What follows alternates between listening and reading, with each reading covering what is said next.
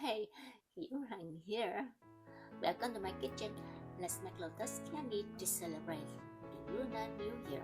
For this recipe, I recommend getting high quality dry lotus seeds, which you should be able to find at the Asian market. To start, soak the seeds 150 grams for 3 hours.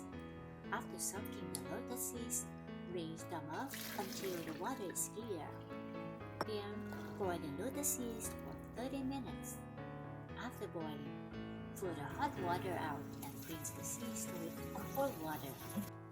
Cook the seeds in simple syrup for 10 minutes. I use 1:1 ratio, like 2 grams sugar, 2 grams water. Optional, add 1/4 teaspoon of baking soda and let sit for 2 minutes. At the end, discard the liquid syrup. Now the seeds are soft and tender and ready to be made into candy.